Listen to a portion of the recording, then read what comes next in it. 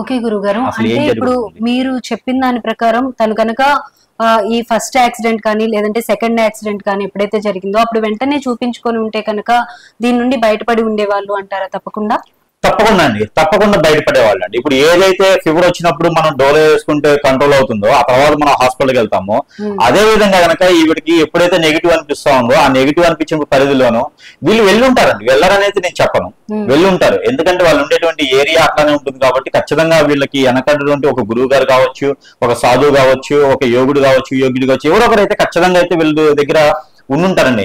వెళ్లకుండా ఉన్నారనేది అయితే నేను నమ్మనండి. కాకపోతే అతను సరిగా చూసుండొచ్చు, చూడకపోయి ఉండొచ్చు అండి. కాకపోతే ఇక్కడ ఒకటి ఏంటంటే వీళ్ళకి ఏదైతే జరిగిందో వీళ్ళకి బ్లాక్ మ్యాజిక్ జరిగిందండి. వీళ్ళ మీద ఎవరైతే చేశారో వాళ్ళ ఇంట్లో వాళ్ళకి తెలుసని నేను అనుకుంటున్నాను. బ్లాక్ మ్యాజిక్ అయితే ఖచ్చితంగా జరిగిందండి వీళ్ళ మీద.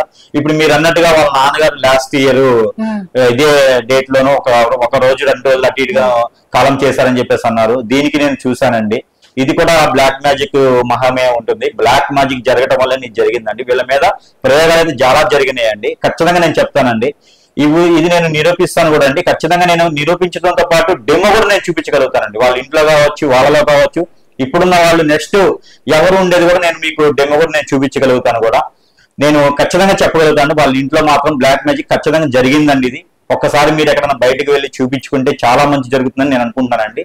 నెక్స్ట్ ఇంకా ఉన్నటువంటి పర్సన్స్ మళ్ళీ నెక్స్ట్ ఇయర్ కల్లా ఇలాంటి ఇదైతే వినకూడదని నేను అనుకుంటున్నాను. వాళ్ళ ఇంట్లోనూ వినకూడదంటే మాత్రము ఏదైనా చూసుకొని ఏదైనా మంచి గురువు గారి దగ్గరికి వెళ్ళేసి వీళ్ళకి ఏముందో లోపం అనేది చూపించుకోండి. వీళ్ళ మీద అందరి మీద బాడీ మీద అండి, మనం ఇప్పుడు ఏదైతే ఈ బాడీ ఉంటుందో ఈ బాడీ మీద అవుట్ సైడ్ మన బాడీ మీద అటువంటి బ్లాక్ మ్యాజిక్ అనేది ఈమెకి జరిగిందండి. వాళ్ళ నాన్నగారికి జరిగిందండి. ప్లస్ వాళ్ళ ఇంట్లో కూడా ఇంకా జరుగుతూనే ఉంది అండి. దీనికి ఎవరు ఏంటనేది ఒకసారి చూసుకోవచ్చండి. ఇది మనం పబ్లిక్ లో మాట్లాడలేము. ఈ విషయాలు కూడా మన మీడియా ముందు ఇవన్నీ మాట్లాడడానికి బాగోదు. ఇప్పుడు ఏంటంటే ఎవరి మీద మనం కాంట్రవర్సీ చేయలేమండి. ఆల్రెడీ జరిగిపోయిన దాని గురించి ఏం చేయలేం. దాని గురించి పాజిటివ్ థింగ్స్ అంటే దాని గురించి ఏం చేస్తే మనం బాగుపడతాం అనేది మనం చూసుకోవాలి. మనకి ఎవరైనా చెడు చేస్తే మనం వాళ్ళని ఏం చేయలేదు. మనలో పాజిటివ్ థింగ్స్ ఎలా పెంచుకోవాలనేది చూసుకుంటే గనక ఖచ్చితంగా నెక్స్ట్ ఇలాంటి తప్పు, ఇలాంటి తాపత్రయం, ఇలాంటి చూసుకుంటే గనక మళ్ళీ కూడా ఇలాంటి మనకి దరిదాపులకి రావాలని నేను గట్టిగా చెప్తున్నానండి. గురుగారు, అంటే ఈ రోజులో కూడా బ్లాక్ మ్యాజిక్ ని నమ్మొచ్చు అంటారా? ప్లస్ ఇంకోటి ఏంటంటే ఒకవేళ నిజంగా బ్లాక్ మ్యాజిక్ జరుగుంటే కనుక ఎవరు చేశారో కూడా తెలుసుకోవాలా, లేదంటే దాంతో పని లేకుండా మనమే ఒక దానికి నివృత్తి చేసే ఒక వ్యక్తిని కలిస్తే కనుక తప్పకుండా సాల్వ్ అయ్యే అవకాశం ఉంటుందంటారా? ఖచ్చితంగా అండి. బ్లాక్ మ్యాజిక్ ఎవరు చేశారనేది సెకండరీ అండి. అది ఎవరైతే ఏమైందంటే ఇప్పుడు ప్రేక్షకులు ఇప్పుడు ఎవరైనా చేయొచ్చు అండి. కార్యకర్త చేయొచ్చు, ఆపోజిట్ పార్టీస్ చేయొచ్చు, ఎలా ఎవరైనా అనుకోవచ్చు. ఇప్పుడు బ్లాక్ మ్యాజిక్ జరగాలంటే మన ఇంట్లో వాళ్ళైనా చేపించవచ్చు. ఒకళ్ళ మీద మనం ఇచ్చేసే అవసరం లేదండి. ఇప్పుడు మన ఇంట్లో అన్నదమ్ములే కావచ్చు, బంధువులే కావచ్చు, ఎదుగుతున్నారనే ఒక వ్యసనం కావచ్చు, ఎదుగుతుంది చిన్న వయసులోనే ఎంత పెద్ద స్థాయికి వెళ్ళారు వీళ్ళు ఎదిగితే మాకు ఏ పేరు రావట్లేదు అని చేయించవచ్చు అండి. సో దీంట్లో చాలా కారణాలు ఉంటాయండి, అనేకమైనటువంటి కారణాలు ఉన్నాయండి. ఇందులో వాళ్ళు పర్టికులర్ గా మన పక్కన ఉండేటువంటి వ్యక్తి చేయించవచ్చు. ఇందులో పర్టికులర్ గా ఒక వ్యక్తి అనేది ఏమి ఉండదండి. అందరిని అనుమానించాల్సిన విషయం ఇది. ఇప్పుడు క్రైమ్ ప్రకారంగా చూసుకుంటే ఎట్లయితే మనం అనుమానిస్తున్నామో ప్రతి ఒక్క వ్యక్తిని కూడా అనుమానించాల్సిన విషయం అండి ఇది.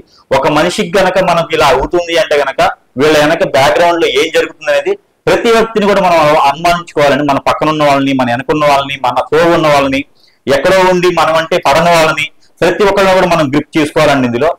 ఇందులో మనం ఏదైతే ఉన్నామో ఎవరెవరినైతే అనుమానిస్తాం అనేది సెకండరీ అండి. ఫస్ట్ మనకు ఉన్నటువంటి నెగిటివ్ మనకు అర్థమైపోద్దండి. చిన్నటువంటి ట్రిప్స్ తో మనకున్న నెగిటివ్ రేపు ఇట్లా జరుగుతుంది, మనకి ఇలా జరగబోతుంది అని మనకు ఖచ్చితంగా తెలుస్తుంది అండి. వాళ్ళున్న బిజీ షెడ్యూల్ మాత్రం వాళ్ళు కనిపెట్టలేకపోవచ్చు. వాళ్ళ ఇంట్లో వాళ్ళని గమనించుకోవాల్సిన విషయం అండి. ఇప్పుడు ఎప్పుడైనా సరే అండి ఇలాంటి పెద్దవాళ్ళు ఏం చేయాలంటే ప్రతి అమావాస్యకో పౌర్ణానికో కనీసం అట్లీస్ట్ ఒక గుమ్మడికాయ దిష్టి అనేది తీసుకోవాలండి. ఒక గుమ్మడికాయ దిష్టి అనేది తీస్తే అంతటితో ఉన్నటువంటి ఆ దిష్టి దోషం పోతుందండి. దీని అన్నిటికీ కారణం మేజర్ గా నరదిష్టి కూడా ఒకటి ఉండిద్దండి. ఈ పర్సన్ కూడా నరదిష్టి ప్రభావం అయితే చాలా ఉంటుందండి. ఈవిడికి కూడాను, ఈవిడ ఫేస్ కూడా నేను చూశాను. మార్నింగ్ నేను చూసి గమనించింది ఏంటంటే ఈవిడికి నరదిష్టి ప్రభావం అయితే చాలా కనిపించింది నాలోను. ఆవిడ కారు కూడా నరదిష్టి ప్రభావం ఉన్నది. ఈ నరదిష్టి ప్రభావం అంటే చాలా పెద్ద ప్రమాదం. పెద్ద పెద్ద కొండలే పగిలిపోతుంది నరదిష్టి వల్ల. మనుషులు పెద్ద ఇది కాదండి, నరదిష్టికి నాపరాయే పగిలిపోతుంది. నాపరాయి కూడా పోతుంది అంటారు కదా. అలానే ఈ నరదిష్టి ప్రభావం కూడా వీళ్ళ మీద బాగా ఉందండి. ఆ ప్రభావం కూడా వీళ్ళ మీద బాగా చూపించింది. ఒక బ్లాక్ మ్యాజిక్ కాదండి, బ్లాక్ మ్యాజిక్ ఎప్పుడో జరిగిపోయింది. ఆటోమేటిక్ గా ఎప్పుడైతే వాళ్ళ నాన్నగారు కాలం చేస్తున్నారో ఆ తర్వాత ఈ పాప మీదకి వచ్చేసింది. ఈ పాప తర్వాత నెక్స్ట్ కూడా లేరనేది చెప్పలేదండి వాళ్ళ ఇంట్లో నేను. కానీ భయపెట్టట్లేదండి, నేను భయపెట్టట్లేదు, జాగ్రత్త పడని మాత్రమే నేను చెప్తున్నానండి. మళ్ళీ చెప్తున్నాను, జాగ్రత్త పడి ఏదైనా గురువు గారి దగ్గరికి వెళ్ళేసి ముందు తెలుసుకోండి మీకేమైందో. తెలుసుకున్న తర్వాత దానికి పరిహారాలు ఉంటాయండి, ప్రతి విషయానికి పరిహారం ఉంటుంది. ఆ పరిహారాలు అనేది చేసుకుంటే కొంతమేర వరకైనా సరే మీకు మంచి జరుగుతుందని నేను కోరుకుంటున్నానండి.